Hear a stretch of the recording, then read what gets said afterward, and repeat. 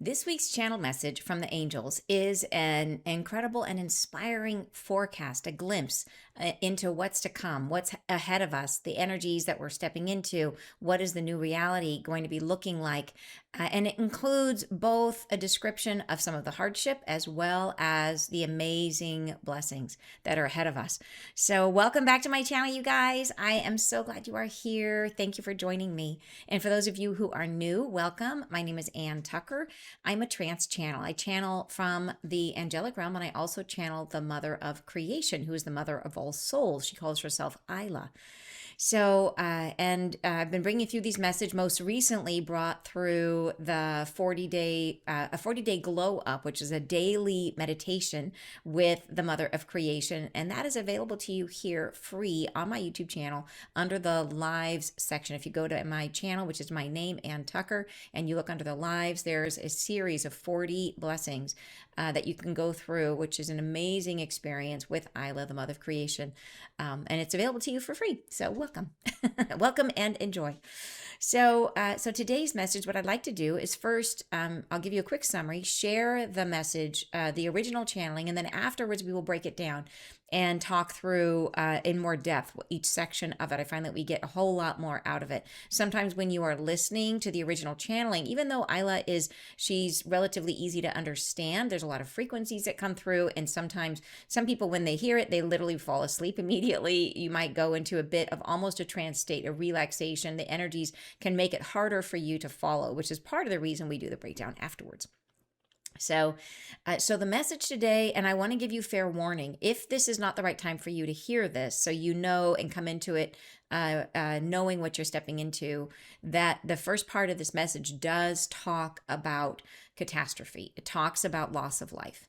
And so if that feels like it's obviously never a happy thing to think about, but part of the reason I know that the angels and the Mother of Creation tell us about these things is that it is, if something is coming down the pike, if we are prepared for it, if we have an understanding of it, not only does it build trust with our guides and our angels, it helps us to understand that they will tell us about things that will affect us, but it also helps us to be ready for it. It helps us to kind of go through whatever shock or reaction that we may have had, so that, to be able to process that in a place of peace, so that in the event that we are faced with these types of things, we can do it from a place from a more spiritual perspective, where we can see the why and have an understanding, and we can process the grief more easily. And I understand from this message that is actually a really important thing, that there are events coming in the future which are significant enough that she says they have the potential to leave a permanent mark on the human psyche. And so in this message, she's trying to forewarn us, so that in the event that these things happen, we will be able to move through the experience, to process the grief in a way that is actually helpful to humanity and keeps us in a higher vibration overall, helping us to move more easily into these higher states of frequency that are becoming more and more available to us. So just so you know, it does touch on that, but the point is to show us, here is where it could leave a mark, and here is how to think about it, how to work with these experiences, so that you come out on the other side in a place of, from spiritual perspective, in a place of balance and ready for the new things that are being born from the ashes. So overall, a very, very uplifting message, and by far the bulk of it is focused on, this is where we're headed. This is the joy in front of us. But we do have in the beginning some heavy pieces. So just ask yourself in your heart, is today the right day for that? If you're ready, if you feel strong and that you're ready to hear this message, great, stick with me. Otherwise, there's a bunch of other messages on my playlist that might feel more encouraging for you today. Okay, so let's go ahead. So now take a breath, and we're going to go ahead and play the original channeling. There are hardships on the horizon. There is a detrimental focus upon that which is loss of life, and this is unfolding very soon. There's a focus upon that which has perished, those that have forsworn this existence and moved on, those who have departed. This will be a great distraction for those persons who are left, For those who are remaining, for those who have not departed, they will find this loss of life to draw them into a state of grief and inconsolable resistance. It is as if there is a demarcation of this time that endures in the human psyche, where loss of life and the feeling of being bereft cannot be understood, and it feels like it conquers humanity. And I would suggest to yourselves, if you open your hearts to the understanding that there is no one on this earth whose time has come who did not know that they were leaving. There is not a one upon this earth who does not leave without their own agreement. And those that commit themselves to leave this earth at this time do so with the convenience of one who is escorted by the angels into a state of consciousness they would not have achieved otherwise. They are drawn into relationship with a higher expression of their own truths. And this comes as, yes, a reward, as an experience that they are having as part of being a part of this gestational field that you are living in. For it is the earth herself that is gestating. She is in her incubation period, and you are living within it. And those that leave now have cracked through the egg and expressed themselves through the path of knowledge into a greater understanding of their soul. Have in your heart for them not condemnation of what has occurred, but instead acceptance that this birthing process must include some loss of life and living.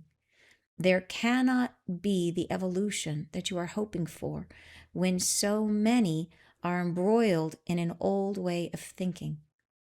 There must be a shifting amongst you, and those that are holding down a frequency which is ready to depart will find themselves shifting out of this earth and into that other sphere of existence.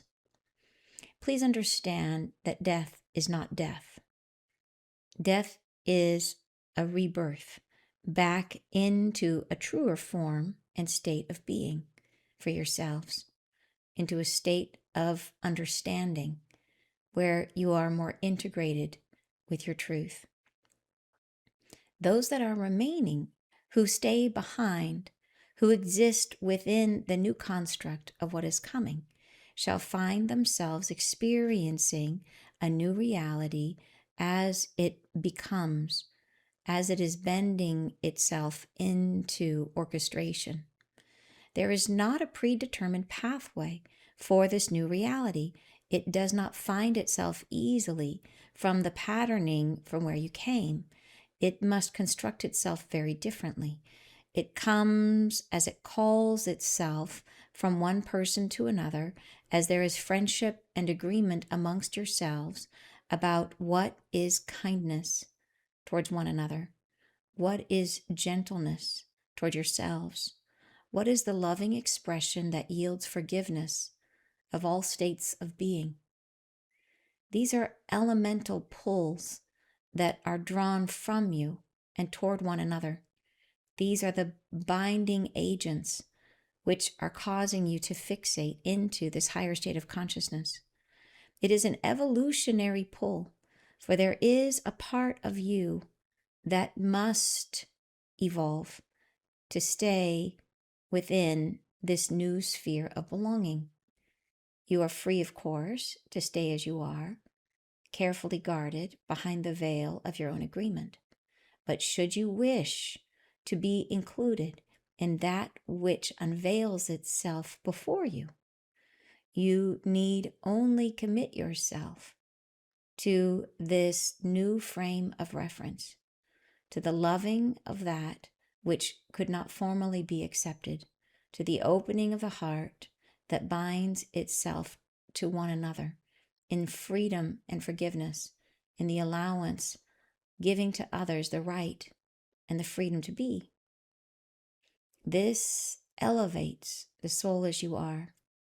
Do not fear that which is coming. Do not fear any more than you have feared what was. Feel in the path as you have moved through it that all will settle itself. The world will write itself into agreement with its own harmony and find a passageway that yields a passageway for humanity as well. There will be coherence amongst yourselves and a congruence between what you are feeling and what you're experiencing in your external world. You will come to terms with that which you find disastrous, and you will accept that which cannot be changed. You will learn to grow yourselves without those resources. You will learn to find and plant that which sustains you in new ways.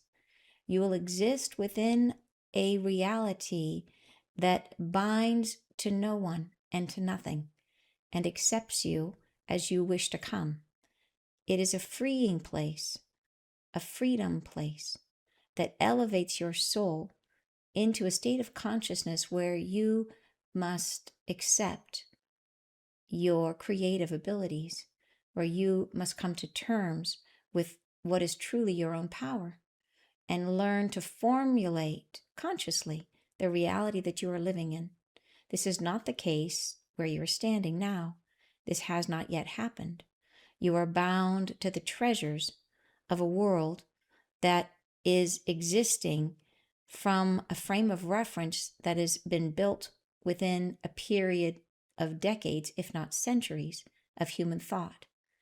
Its coherence is dependent not on the moment alone, but on the many moments of many lifetimes, which are all coalescing into this instant. This will not be the case for your future. In the new reality, all times are now separated, moment by moment, and the coherence of the now is dependent upon your conscious creation of that which you desire to see, to live, to feel, and to be. And this does include the evolution of the moment. Things change much more rapidly in your future because coherence is found in the moment. There are truths which can rise and fall in the time frame that a song is sung. And you can find a new truth which speaks to you just as readily. And this is all right. You will find your path because you are focused on what is true for you. You are no longer seeking a path that is defined by others. Truth becomes something that is metered by your own heart, by what is felt in the body, by your discernment, and this is shared amongst everyone. Thus, harmonies are easily found and met. Agreements are ready to come by. As this is occurring, there is a union that is forming amongst you, a unity that you are harnessing between you, building something far more tolerant and observant than you have ever lived in before, building something that is gifting you each with the presence-full behavior of one who is in loving presence with what is. And abounding in this new reality, you will find yourselves able to consciously create what is in your greatest interest, that which behooves the many and the earth herself. There is no context in this new earth where you divide yourself from your truth willingly, unless it is found to be something that in so doing you generate more freedom for yourself and others. You generate a new kind of loving expression that illustrates a newfound truth. In other words, the path of growth. When you find these avenues of exceptional expression. You can and shall modify what is defined as your own truth and discover new ways of becoming yourselves. This is, in fact, an expression of expansion and not the dilution of your truth, which is how lives are currently lived within the sphere of earth. I welcome you to expand your expectations for what earth can be and how living on earth might feel, to open to the concept of this ready eagerness for change, allowing life to emanate entirely from within you, taking on the fullest responsibility, yes, for what you create, in the understanding that all is done in the forgiveness as learning is made, as time moves on, as your way forward becomes clearer with each iteration. Yes, you will still make mistakes, and this is all right. The world in this new way of being is easy to change, and it comes from this self-exploration. The continual refinement gets easier and easier, and this shared in the communion with all others, you are able to address one another's pain, one another's growth, in the community of acceptance, guiding one another increasingly toward that which is a blessing to all. These are thoughts that I'm sharing, potentials that are rising amongst you, and you shall have the opportunity to be in presence with that which is your own evolution very soon. I thank you. Goodbye. All right. So, really, as I said, as the message continues, like beautiful, inspiring, and I feel like the messages, all of the messages in this, I feel like are really a forecast looking into the new year, looking into where are we going, what do we really need to be focused on, and what do we need to embody as we are moving into 2026. And yeah, and I feel she breaks it down in such an incredibly concrete and clear way. So, let's talk it through. The first paragraph here, she says, there are hardships on the horizon. And so this really makes me think about at one point, the Mother of Creation, or was it the angels of the Mother of Creation, gave us a timeline about the Earth Rift, which is one of the events, which is and I think it was about the Earth Rift, where she said it would happen within the next year from the date of that. So, anyways, sometime in 2026, we could have some very significant Earth events. So that kind of plays into this message, and to be aware that, yeah, there are some things on the horizon. And do we have the ability to change those events? We don't want to block those events because the fact that they are tied to the earth's healing, the earth herself, in the same way that we have to have energies come up. And when we have emotions that are buried and they come up, we have an emotional reaction, right? We feel those emotions as if we are in that moment. It's almost like it is an energy. The emotion is an energy that the only way out is through the heart, and the heart has to feel it. And as we feel it, then that energy finally dissipates and we integrate the experience. So the earth has to do the same thing, and she's got trapped emotions and they got to come up. So yeah, we're seeing it. Like the angels told us, there would be a lot of earthquakes, a lot of volcanoes. That's what we're going through right now, right? Lots of volcanoes here and here and here, all like way more than usual. And volcanoes that normally never erupt, that haven't erupted forever, are now erupting. So this is that energy being processed. But so can we change the Earth Rift, which is like a very big event, something that the angels told us would be heard all around the world. To give you an idea of the scale, when we had Tonga, the earthquake, the volcano that happened was an earthquake, it was a volcano, sorry, in Tonga, it was big enough that it was heard halfway around the world. So to be heard all the way around the world would be even bigger than that. So we're talking about a very large event. So how do we deal with that as humanity? We don't want to prevent it, because in the same way we don't want to prevent our own healing, we want to let the earth heal, but we can do our best to soften it. And by softening it, the goal with softening is to send the earth love. Think about it like a child who's having a tantrum. And what happens if the child is expressing emotion, and that, that energy is coming up and the child is expressing it? What happens if you yell at the child? If you add anger to that experience, versus what happens to the child who's having an experience processing emotion, and you sit and just be in peace and send love to that child. How the child still lets the energy come out, right? They might still kick for a few minutes, but if you're sitting there in loving compassion for the child, slowly that energy burns out, it moves through, right? And then the child comes to peace and it's the child settles.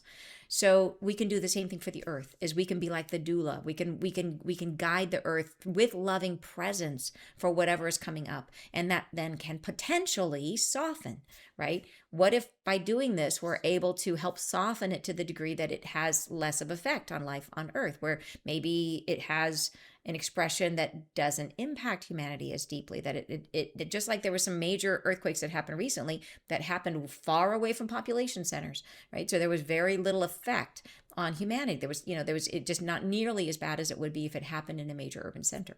So this is the pathway for us, and Mother Creation and the angels have given us, ideas about this. So as we're holding energy, for the earth, as we're holding space for her to go through her processing, to open up, and this is part of how do we move through this shift of consciousness, that this is the earth herself is going through a shift of consciousness, and this process of releasing is part of how then the light will come in. So we need to allow her moment. But can we soften it? Absolutely. We are like the neurons of the earth. And if we are holding peace, if we're in a state of allowing, if we're not in resistance, when there's no resistance in a system, right? The energy flows easy, it flows smooth. So this is the task for us as light workers. And by a light worker, I mean you, the one who wants to help, right? That's all you got to do, is be awake and to want to help. And that's it. So you, all of us, right? All we got to do is hold loving energy for earth as she is expressing what is her wound, right? As she is allowing that come to the surface, is to send loving energy. That's what and that if we do that, it's all we got to do. And hopefully we can soften that expression. However, knowing that this is on the horizon, that there's multiple things that could be happening in the near future. We have the expansion of war. We have the potential for several things that could happen. And I don't want to go into the depth of it, because I know it's hard to sometimes talk about these things. And I have a lot of other videos where I go into much more detail about those things. And I have a whole book, which if you do want to know in more depth, this book has all the messages that I channeled in a 4-year period about these topics from the angels, what's coming next. A good portion of these are already happening or have happened. And then there's still quite a bit, like a lot that have not yet happened, that is coming up ahead of us. So, and they have in there, if you're not a big reader, every single one has, if this is the message, it has a QR code which will take you right to the YouTube video. So you can get the breakdown and the whole thing. So you can read that, you have the transcript and you have the breakdown for you. So because of that, we can just kind of move right in here to what do we do about it? Like, if this stuff is happening, if there really is the potential for difficult times that humanity is going to go through, what do we do about it? So here is what she says. She says, there are hardships on the horizon. There is a detrimental focus upon that which is loss of life and is unfolding very soon. There's a focus upon that which has perished, those that have forsworn this existence and moved on, those who have departed. This will be a great distraction for those persons who are left, for those who are remaining, for those who have not departed. They will find this loss of life to draw them into a state of grief and inconsolable resistance. So this is why she's talking about it. It is in no way to inspire fear. That is not the point. The point is to show us humanity's tendency, what could happen if we are not being conscious, is that there will be some events that could affect people in a multitude of ways. It could be all different types of things that could happen. And whether or not this affects each and every one of us, it's hard to say, right? The earth is a very, very large place, but there could be a large number of people who are affected by the loss of a loved one or the loss of a large group of people. and the collective grief that we could feel for these experiences, right, become a huge distraction. And this is what she's trying to tell us. She says, hey, there's stuff coming, and the grief that humanity might feel, the collective grief, could be a great distraction for those of you who don't leave, right? Those of us who are here, who are holding the energy for the shift of consciousness. And she says, they will find this loss of life to draw them into a state of grief and inconsolable resistance. And this is the key word, resistance. That the inconsolable resistance. So the last thing we want to be in as we are trying to move into the shift of consciousness, the last thing we want to be in is resistance. So this is why this is so important for her to talk with us about this now in advance. So we have a moment to be able to ready ourselves for a potential global experience of grief. And to understand that it is our role as light workers to be able to process that grief in a smooth way without resistance so that we can hold the light. And how critical this will be, because as she goes on, she says, it is as if there is a demarcation of this time that endures in the human psyche, where loss of life and the feeling of being bereft cannot be understood. And it feels like it conquers humanity. And I would suggest to yourselves, if you open your hearts to the understanding that there is no one on this earth whose time has come who did not know that they were leaving. There is not a one upon this earth who does not leave without their own agreement. So here already she's trying to shift us and to help us to start to see whatever occurs, whatever we experience, or whatever we perceive in the outer world, whatever we see going on in the world, to say, hey, there's going to be events that cause collective grief. And it could be so significant that it throws us off the mark, right? That it distracts us and makes us create resistance inside of us. And she says, why resistance? Because we can't understand it. And it really brings back for me a memory. When I was in my 20s, my grandmother passed. She was in her 80s and she'd had a full, beautiful life. And here I am in my 20s thinking like, I'm sad my grandma died, but she was in her 80s and she had this beautiful, full life. And there was no shock for me. There was sadness, but there was no shock. And I was in this, I was in acceptance of that. I was not in resistance to it. But my grandpa, they had been married their whole lives since they were young. So, over 50 years. And I remember sitting with him, helping him with some paperwork afterwards. And he was inconsolable. And he just kept saying, why her? Like, why did she have to go now? And he could not come. It couldn't understand it. And I just kept looking, being so surprised, thinking, well, she was in her 80s. Like, wouldn't you think that would be a normal thing that people would, like at the end of a great life? And she died in a really lovely way where she had just spent the day with family, with her, with siblings, and they'd gone crabbing and they were coming home and they, it was like, and it just went like that. There was no like suffering. It was like an aneurysm. She just went, it was like if you had to design a death for yourself, she had done a nice job of that. But he still looked at it that, oh, why, I don't understand. And he was so in his grief. And I realized it doesn't matter. It doesn't matter. Like, he was not ready to let go. Like, he was not ready to lose. She was so important to him in his life. He could not understand what his life was without her. And that was the piece of it. He couldn't understand his life without her. And so, yeah, it was very sad and he really was in grief. And so it didn't matter, like I said, that it was her moment. And so, but from her perspective, like, she had this clean, beautiful exit and transition, I would say, a transition to another state of consciousness. So if these events happen, if we have these global moments where we experience this overwhelming global grief, the thing that will create the resistance to it is that it will be something that is very hard for people to understand. That people will be stuck with the question, like my grandpa was, of why? Why did this have to happen? Why? And not being able to process it in a way that they just can't quite come to terms with it in their reality. Like, what is my reality with this in it? And not being able to put the two together. And we have to understand this has the potential to create a major distraction on our pathway to our ascension. So this is a big deal. And it is part of our job as light workers to understand how to navigate this in a way that we can continue to hold the light and hopefully help humanity to navigate this inflection point. so that we can all move, as many of us as possible can move into the higher state of consciousness. So, then she goes on to say, so here's another way. She starts to reposition this concept of like, what do we do if and when these events happen? What do we as light workers do? How do we reframe this so that we can start to approach it from a spiritual perspective and not experience the resistance to this experience that might happen? And she says, first thing she says, if you open your hearts to the understanding that there is no one on this earth whose time has come who did not know that they were leaving. There is not a one upon this earth who does not leave without their own agreement. And now the rest of this next paragraph, she goes into an explanation of why this is, in fact, for the people who leave during this time period that we are in, the people who leave, it is actually a massive blessing for their soul. And here is why. She says, and those that commit themselves to leave this earth at this time do so with the convenience of one who is escorted by the angels into a state of consciousness they would not have achieved otherwise. So this is a really big deal, because when we come to Earth, there are no guarantees. Earth is a school. And when we sign up and we come, it's like any school, we have the potential to flunk out. We have the potential to not do as well as we thought we were going to do.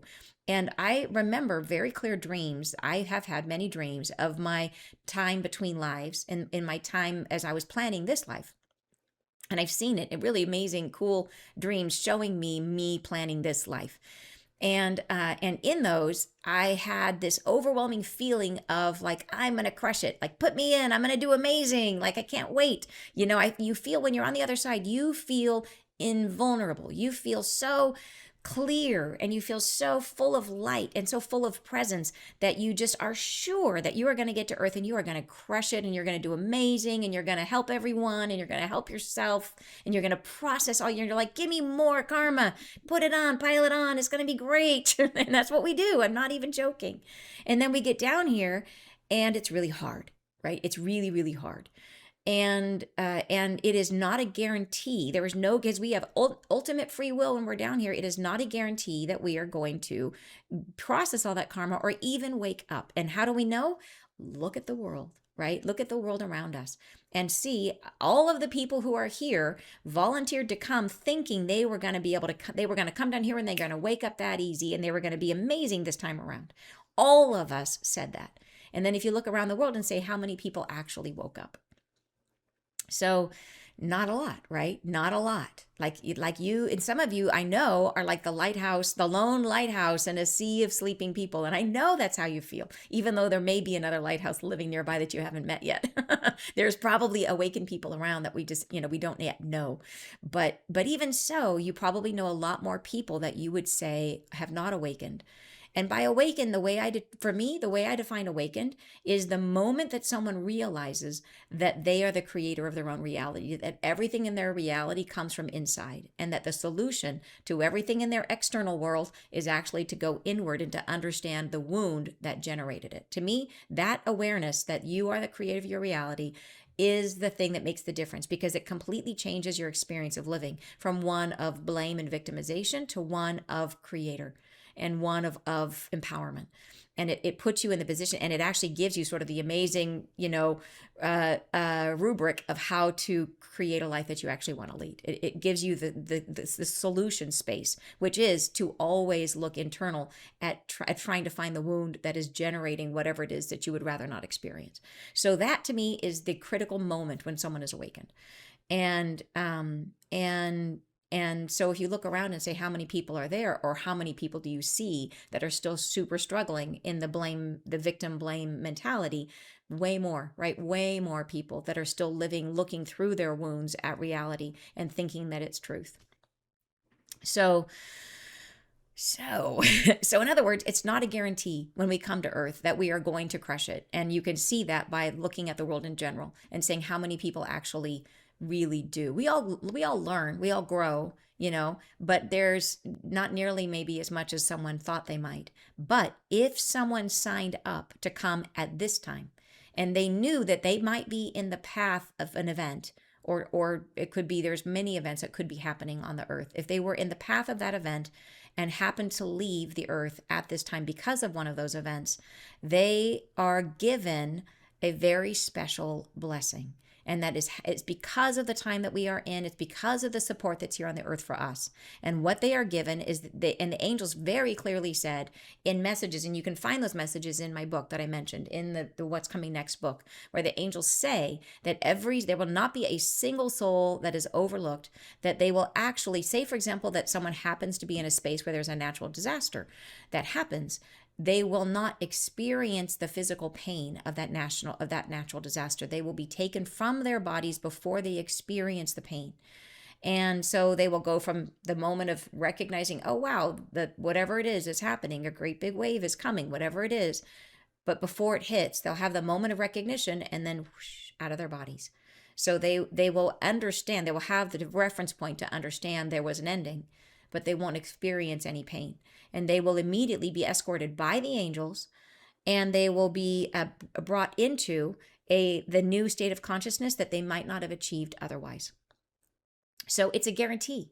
Like, we never have a guarantee when we come to Earth. It's never been part of the program. Here, this time around, they get a guarantee that they will get to shift their vibration to a higher octave, right? So this is amazing. It is an amazing gift. And yes, it means that they have to leave the earth, and it might mean that they leave behind loved ones. And the loved ones, we understand, they will suffer, right? They suffer a loss. And that is why the message is so important. It is trying to help us to frame the loss in a new way so that we can not get distracted by our grief, away from our higher state of consciousness, away from the shift of consciousness. We don't want to be distracted away from it. So then they say that they will be escorted by the angels into a state of consciousness they would not have achieved otherwise. They are drawn into relationship with a higher expression of their own truths. And this comes as, yes, a reward, as an experience that they are having as part of being a part of this gestational field that you are living in. So, right. So this is the thing. They come now and they get this amazing gift if they are here for this potentially difficult period. Going on, she says, for it is the earth herself that is gestating. She is in her incubation period, and you are living within it. And those that are leaving now have cracked through the egg and expressed themselves through the path of knowledge into a greater understanding of their soul. So that is the gift, right? And it's sort of like and I love how she describes it, that the earth is gestating. So the earth is going through her own shift in consciousness. She is rising to a higher frequency. And we are part of that by being here. We are like her thoughts, her neurons, also making the transition, right? Because we are of the earth when we are in a human form. And so, but those people who leave early, they're like cracking through the egg, right through, they're leaving through the gestational field, which means they come through that awareness, come through the knowledge that's building all around us. And so they get to have that gift as they depart, which is amazing. Right? A greater understanding of their soul. So, and that's the key. That's really what we're trying to achieve. Next paragraph. Have in your heart for them not condemnation of what has occurred, but instead acceptance that this birthing process must include some loss of life and living. So this is a very interesting part. This birthing process, the birthing process of the earth, the birthing process of the new state of consciousness must include some loss of life and living. And here's why. She says, there cannot be the evolution that you are hoping for when so many are embroiled in an old way of thinking. So, and then she says, there must be a shifting amongst you. And those that are holding down a frequency which is ready to depart will find themselves shifting out of this earth and into that other sphere of existence.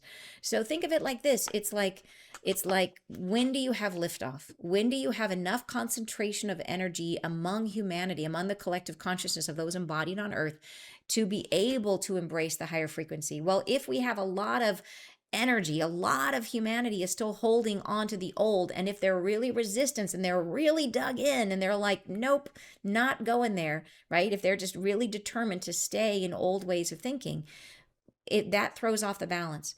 In order to have enough energy that's moving into the state of consciousness, that there has to be a shift. And if those people are not choosing to shift in their incarnation, then them leaving at this time is going to service all of earth. It gives the earth the ability to move into the higher state. There'll be the ratio changes. Like if right now, if it's 10% that are ready and 90% that are not, and if a portion of that 90% leaves and in their process of leaving are given this beautiful gift of being able to shift to a higher vibration, then the ratio becomes, wow, now maybe it's a lot less. Maybe the weight over here of the people who've woken up become a lot heavier in comparison. There's more balance. It's easier for the shift to happen.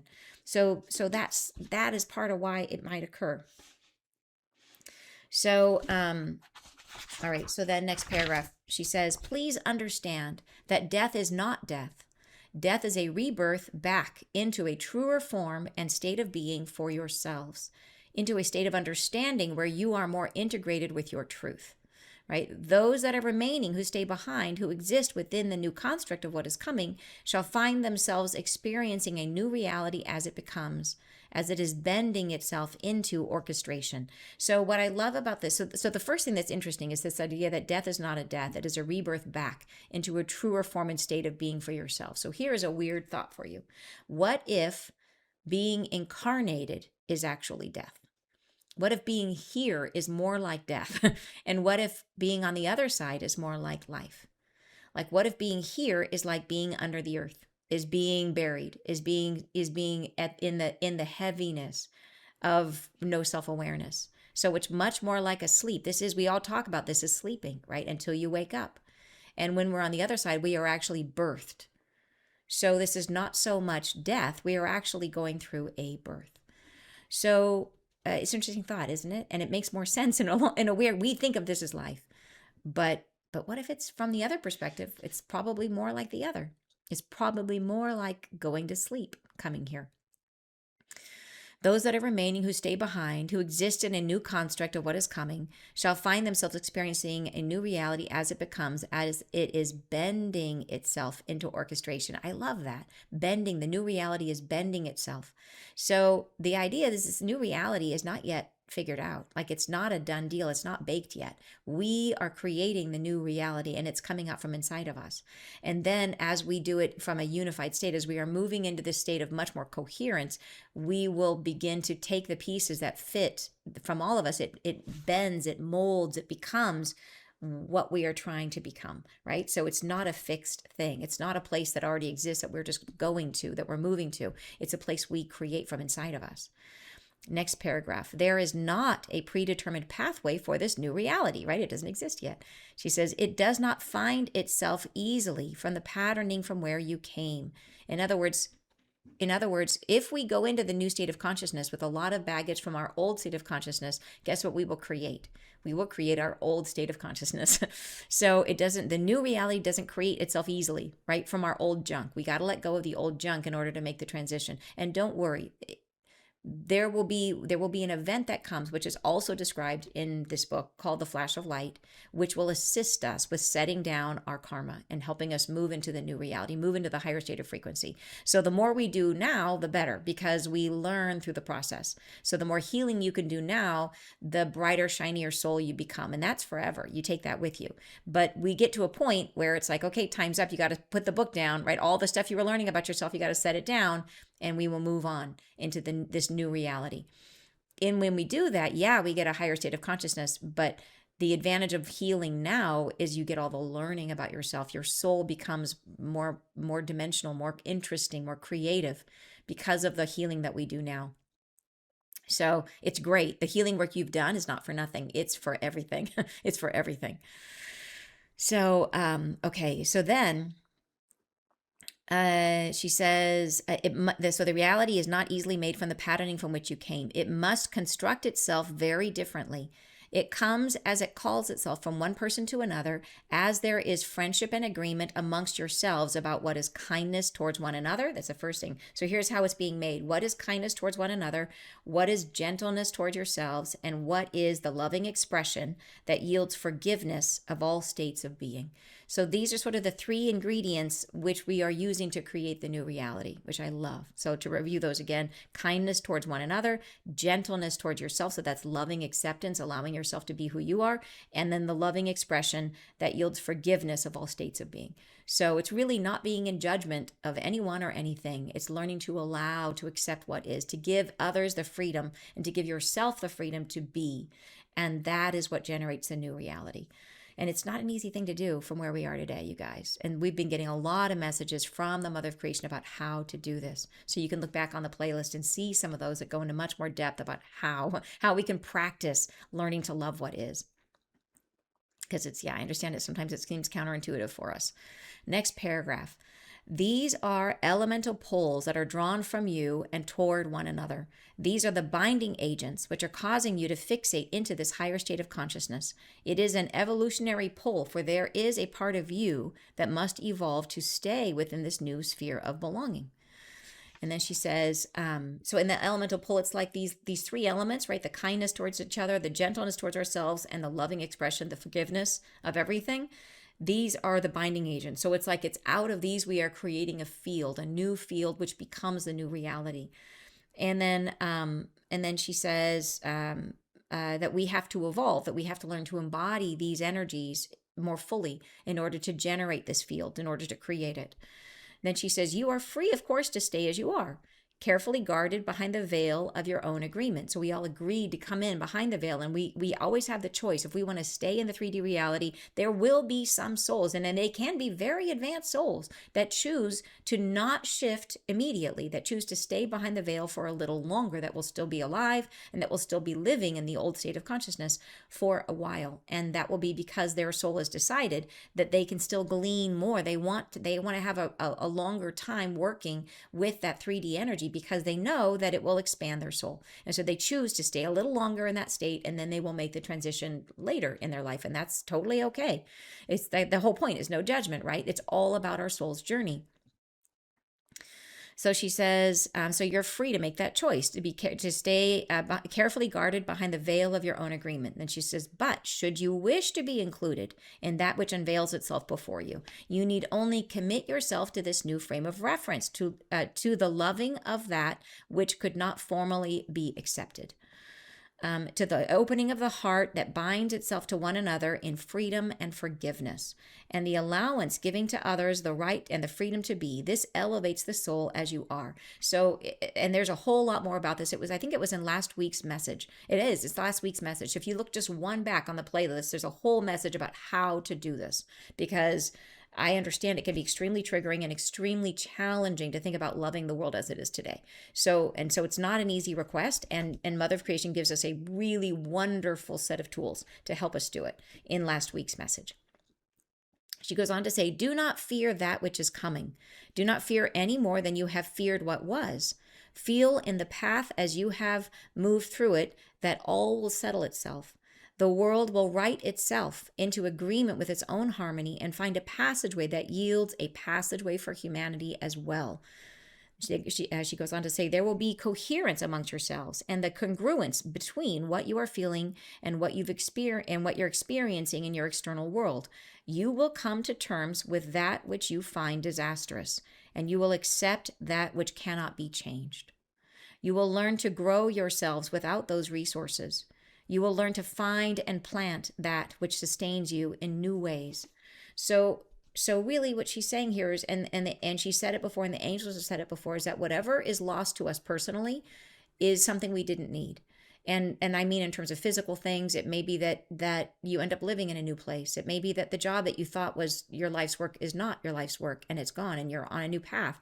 And there's a whole lot of conversation on my channel about the void and the understanding of that process of letting go and waiting for the new thing to emerge. And one of the most exciting things I think that the Mother of Creation has been really clear with us about is that idea of how the void works, that the minute we fully let go, the minute that we allow, we just say, okay, I'm going to trust that I thought this was something I really needed in my life, but there it goes. As soon as we just let go of it and stop clinging to it, the phoenix rises from the ashes. The new thing will present itself. The minute we let go, it frees up energy in our system and we birth the new path. So it's that being allowing that to gestate and to come forward. And it will bring us something totally different. It will bring us like a major step forward for ourselves. So it's an exciting thing if we can just get ourselves out of the fear state, which is how hard it is for humans to let go. And here she's talking about, you will come to terms with that which you find disastrous. So we will learn to do this. We'll learn to let go and to process the grief and to not let it hang on and distract us. Will accept that which cannot be changed. We will learn to grow yourselves without those resources. You will learn to find and plant that which sustains you in new ways. And I'm sure this means really it's like planting new dreams, planting, a new community, planting, and sure, yes, planting food, whatever it is. It's really about growing our new reality. And then she says, you'll exist within a reality that binds to no one and nothing and accepts you as you wish to come. So this is a phenomenal sentence. When you think about what we talked about in the beginning, about how we described our current 3D reality, is like you've got the 25% inside of you, which is your core truth, which is the reality of you. And then there's the outer encasing, which is what was created by coming into our reality. It's all the things we accepted in terms of our ancestral, ideas and our cultural ideals and all the things that we then took on and said, this is how I have to be. Here's my truth, but here's how I have to conform, right? And she's saying the new reality, none of that. She's saying nothing binds to you. There's none of that outer encasing. It's gone. She says that within a reality that binds to no one, the reality doesn't do this for nobody, has it in the new reality, and accepts you as you wish to come, right? Totally different experience of living. If you can imagine, where you are always free to be you, like 100%, and there's no shame, there's no embarrassment. If you break out into song and do the, whatever dance around the light pole and singing in the rain, everyone's just going to be like, oh, how nice. Nobody's going to be like, look at that kook. Nobody's going to feel embarrassed, right? Imagine no more embarrassment. Incredible, right? Embarrassment's a terrible feeling. Imagine if you never feel embarrassed. How incredible would that be? If you were always just like, oh yeah, that was just me right then. That's just what I did. Yeah. And where we're not embarrassed by our mistakes, we see our mistakes as just a moment of growth, where everyone else perceives it as a moment of growth. Amazing. Next paragraph, it is a freeing place, a freedom place that elevates your soul into a state of consciousness where you must accept your creative abilities, where you must come to terms with what is truly your own power and learn to formulate consciously the reality that you're living in. So this is the task. So our job in the new reality changes. The old job in our current reality, our job right now, is to try to learn more about ourselves by putting ourselves into situations where we deal with our karma.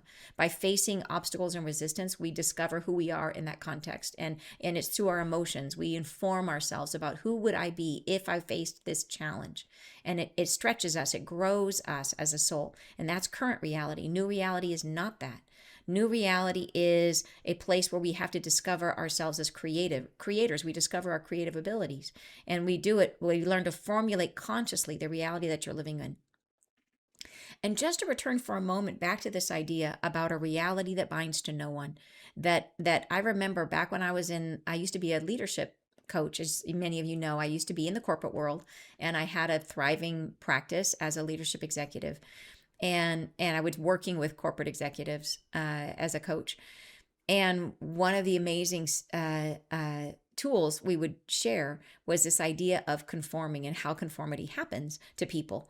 And if you have ever had the experience of doing something that broke a social norm. So imagine if you were in an elevator and somebody would walk into the elevator and do something inappropriate, like accidentally face the wrong way, face the back of the elevator, and or whatever they would do. They drop something, they do anything that is socially inappropriate in an elevator, bump into someone. The response almost universally is always light laughter. It is like you laugh, and it's universal. You find it if you go into an elevator tomorrow and you walk in and you face the back of the elevator rather than turning around and facing the front, people will laugh uncomfortably. And what happens is laughter is the societal method of creating conformity. Is it tells you you've done something inappropriate. So if you were coming in, if you were like an alien who took over a human body and you were trying to figure out how to be a human in the world, other people's nervous laughter tells you when you've made a mistake. And so as children, we learn this, and we learn, oh, okay, I'm not free to stand the wrong way in an elevator. Oops, okay, I'm not free to, it's like it's every time you're laughed at, you take that in as information about what's appropriate behavior and what's not appropriate behavior. And so, so no more of that. In the new future, no more using laughter or embarrassment as a tool to create conformity. Amazing, right? Yeah, totally amazing to think about. And you're free to stand whatever way you want in an elevator in the new reality. All right. So Okay, so then next paragraph. This is not the case where you're standing now. The idea of this new reality where we get to be free to ourselves, we learn to formulate consciously the reality that we're living in, that's the new reality. And then she says, this is not the case where you're standing now. This has not yet happened. You are bound to the treasures of a world that is existing from a frame of reference that has been built within a period of decades, if not centuries, of human thought. Its coherence is dependent not on the moment alone, but on the many moments of many lifetimes, which are all coalescing into this instant. So, this is how our current reality works. And that is why we have this experience of the 25% of our truth, and then this exterior shell that is the conformity of blending into our world, of fitting in, right? Being acceptable. She says the reason for that is because this world that we're living in is not built in a moment. It is a reality that has come from layers and layers and layers of moments, layers and layers of time, that we are all, like all of us, we know as we are a human how infrequently we are living in the moment and how much of your mind is spent thinking about something that happened yesterday. Right? That we are living we are living in this reality where a lot of it is being generated. People go out into the world and they relive their childhood trauma, which happened 50 years ago. Right? And they're projecting it onto someone new. So they're dragging the past into the future. Some people are reliving their ancestral trauma, that they have ancestors that were living in poverty for years and years and years, and then they're recreating that experience, right? They're dragging forward 200 years of this experience into this reality, right? So our current reality is built within a period of decades, right? If not centuries of human thought. So we're pulling all of that into the current reality, and it creates this really pretty dense field of expectation about what's possible for us, right? Its coherence is dependent not on the moment alone, so not on the now, but on the many moments of the many lifetimes, which are all coalescing in this instant. So we drag all our baggage into the present moment, and that becomes the encasement. That becomes the thing that stifles our 25% inside, the truth inside of us. And then she says, this will not be the case in your future. In the new reality, all times are now separated moment by moment, right? Every moment is separated from the last. Think about that. Every single moment detaches from the next one. That it is a free and independent moment of reality, that we're truly living on the tip of the edge of reality as it is created around us. Every single moment, moment by moment. There's no historical context. It is now, who are we today as a species? And what are we creating as our reality from inside of us in the now moment only? And then she says, and the coherence of the now is dependent upon your conscious creation of that which you desire to see, to live, to feel, and to be.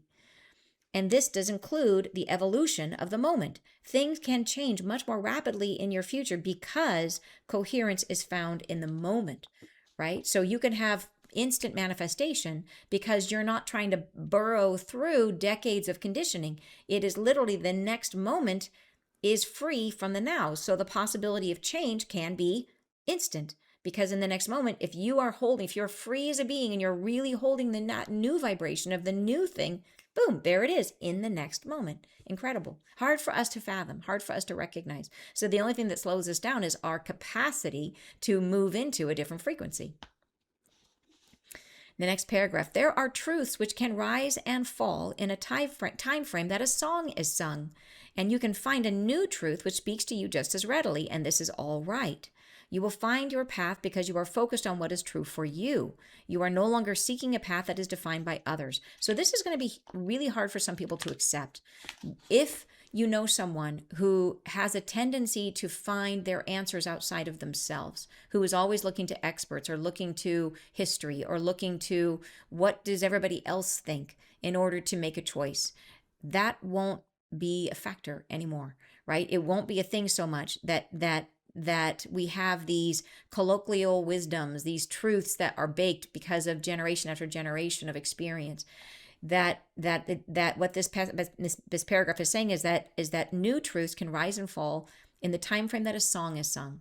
That it might be true today, right? But in the next minute, if that in the length of a song it's true, and then all of a sudden it isn't true because we decided not to hold that vibration anymore. Maybe we all agree on a truth, and then we realize, you know what, this truth is not in service to us. Let's change it. And then in the next moment, we've decided that truth isn't true anymore.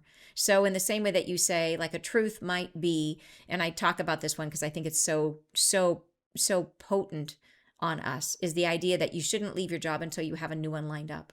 Right. And that is a truth that we just accept and say, oh, it's, doing that is just dangerous. It's, you're just really doing yourself a disservice. And if you leave without another job lined up, that's a truth we accept.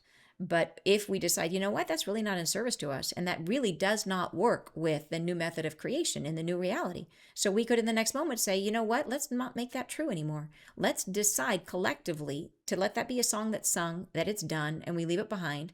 And we're now going to create a new truth, which is that at the end of any large experience, you should grant yourself a couple weeks off, maybe 2 months, right? And let the new thing gestate out of the void. And wouldn't that be better for everyone? And you could take a vacation and you could feel, what is it that you really feel like? What would be the new truth? What do you want to do for your new role, for your new work in life? So imagine how much cooler that would be if we agreed on that as a truth, and that everyone accepted that as, oh yeah, this is what you do. This is what you should do. That this is better for you, better for humanity. So, and she's saying, you can find a new truth that speaks to you just as readily, and this is all right. You will find your path because you are focused on what is true for you. You are no longer seeking a path that is defined by others. Truth becomes something that is metered by your own heart, right? By what is felt in the body, by your discernment. And this is shared amongst everyone. Thus, harmonies are easily found and met. Agreements are ready to come by.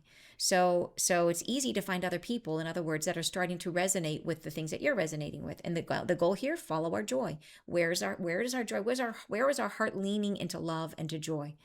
And we have to be really attuned in this experience that we're going to be having about not, like, sometimes we will think our heart wants something, but in fact, what it wants is it wants to not have something. The heart says, what we think we're really, really wishing for is actually our desire to be free from something, as opposed to our desire to be free to do something. It's saying, well, I don't want to be homeless, so my heart really wants a new job because I don't want to be homeless. That is not joy. Like, that is fear of being homeless. And it's not the same thing. Like, what the heart wants is, when you think about it, and it is not freedom from, it's the freedom to, like, wow, instead of saying I would just like to have a job that makes me not homeless, that's a pretty narrow, like, that doesn't give you very much. It's not a lot of joy in that. But what if you said, what I really want is a job that enables me to express my inner light, a job that aligns with my unique competencies, where I feel empowered to grow as a person. That's joyful, right? That is leaning into the heart. That's the heart. The other way is actually being in the head, because fear is more head bound. So we have to really pay attention to what we're wishing for. And is it coming from a place of fear, or is it coming from a place of joy? Are we really leaning into what we want, or are we just leaning away from what we fear? And that's part of that whole awakening thing, right? That's the whole thing of really being aware of ourselves, listening to what we're thinking, what we're wishing for, what we're doing, trying to be super self-aware. The more self-aware, the better. So then, then next paragraph, as this is occurring, there is a union that is forming amongst you, a unity that you are harnessing between you, building something far more tolerant and observant than you have ever lived in before. Building something that is gifting you each with the presence-full behavior of one who is in loving presence with what is. And abounding in this new reality, you will find yourselves able to consciously create what is in your greatest interest, that which behooves the many and the earth herself. So we've heard this. I think this is the most amazing thing. And it gets to that idea that we will be able in the future to tune into one another and to the earth, and to discover what is needed. And how are we best able to satisfy that need? What is the unique part of us that we can bring forward to create what is in the best interest of everyone? It becomes this really different way. It's not about getting my needs met. It is about, how can I serve? And by serving, I'm actually getting my needs met, which is to express myself, right? How can I serve the all in a way that both, it's this all, it's the unity, it's individuality within the unity, right? How can I bring my best individual self in a way that connects me in the most divine way to the all? It's an amazing thought. It's hard to wait. It's hard to wait to get there. Next paragraph. There is no context in this new earth where, oh, this is an interesting one about how we will grow in the future. So how do we grow if we're always living our truth? If our truth is always the thing that we're just always listening to our truth, how do we keep growing? And here is how she says it. There is no context in this new earth where you divide yourself from your truth willingly. Unless it is found to be something that in so doing, you generate more freedom for yourself and others. You generate a new kind of loving expression that illustrates a newfound truth. In other words, the path of growth. So in other words, what if your truth is like super true for you, and then all of a sudden you come upon something that is not your truth, but you are open-minded enough to listen and say, wait a minute, that's actually a better truth. I never thought of that truth. I actually like that truth more than my truth. And I want to adopt that as my new truth. That is the path of growth. So it is this concept and notice the thing that's really important for this to happen is open, that we have to be open-minded, that we have to have our eyes open, our perception open to see what is new so that we can hear truths other than our own. So she says, when it generates more freedom for yourself and others, you generate a new kind of loving expression that illustrates a newfound truth. In other words, the path of growth. When you find these avenues of exceptional expression, unity, think that this is an interesting thing, that when there is unity consciousness, there is this fear that we're all going to become the Borg. And if you're the Borg, do you really ever have creativity or inventiveness? Do you have, like, if we're all just constantly like harmonizing with one another, like I'm just listening to your truth and you're listening to my truth and we're like, yeah, everything's great. Is anybody ever stepping outside the bounds? Is anybody ever pushing? How do you push the envelope? How do you generate a new truth at all? And she says that there will be room for exceptional expression outside of that. The unity consciousness is not tightly held. It's not binding in any way, that we have the ability to push ourselves outside of it to create something exceptional, which could generate a new truth. And then if it's a great truth, other people may take that in and make it part of the whole. So it's this idea that exceptionalism is still embraced inside of unity, which is really cool.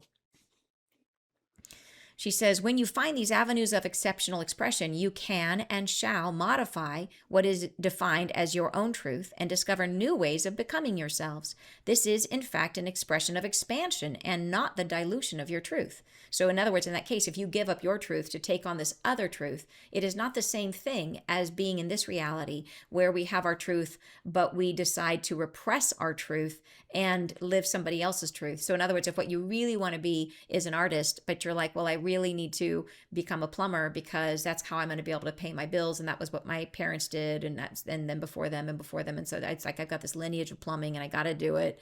I don't want to do it. I really want to be an artist. Like that's that push down the self and bring it. I know there's practical things, but I'm just using it as an example. So creative license here. that is taking on someone else's truth, right? Maybe your parents were like, plumbing is the best thing ever. You got to do this. You'll always get a paycheck. It's you're going to love the security, and you do it and it never makes you happy, right? That is a moment where you feel like you've taken on someone else's truth and repressed your own. What she is describing in the new reality is not that. It is a situation where you fully embody your truth and you see another truth and you think that you actually like that truth more. And you're like, wow, my heart is leading me towards that truth. My heart wants that truth. My heart says that is the path of even greater joy. Let's go there. Totally different experience, right? So she says it is in fact an expression of expansion and not the dilution of your truth, which is how lives are currently lived within the sphere of earth, where we dilute our truth because we take on other people's truths. And then she goes on to say, I welcome you to expand your expectations for what earth can be and how living on earth might feel, to open the concept of this ready eagerness for change. Allow life to emanate entirely from within you, taking on the fullest responsibility, yes, for what you create, in the understanding that all is done, in the forgiveness, as learning is made, as time moves on, as your way forward becomes clearer with each iteration. Beautiful. Next paragraph. Yes, you will still make mistakes, and this is all right. The world in this new way of being is easy to change, and it comes from this self-exploration. The continual refinement gets easier and easier, and this shared in the communion with all others, you are able to address one another's pain, one another's growth, in the community of acceptance, guiding one another increasingly toward that which is a blessing to all. These are the thoughts that I am sharing, potentials that are rising amongst you, and you shall have the opportunity to be in presence with that which is your own evolution very soon. I say thank you and goodbye. Yeah, so really an amazing forecast. I see this message as a forecast of the energies ahead of us really coming in sharply in 2026. And we have the good and the bad, right? We have both. We have the high highs and the low lows. And the key here is she's trying to say to get to the high highs, be aware of the low lows so that we can navigate through them and not let them be a distraction, that we understand, we process the grief, we don't let it mar us, that we don't get lost, we don't let others, we help others not to be lost in that grief by moving into this spiritual perspective that's going to guide us into the high highs, right? The amazing stuff that's here that we're literally in the process of creating it now. It's so exciting, you guys. And the more we create, the more real it becomes, the closer we get. So you guys, we are in it. All for one and one for all, right? We are all in this together. So thank you so much for sharing the message with me. I, even as we share it now, reading it aloud, I always get more out of it. I take it in more deeply. So this is a wonderful practice for me as well. So thank you so much for participating and being part of it. So I hope you guys have an amazing holiday season. Sending you tons of love. And I'll see you guys next Friday Live.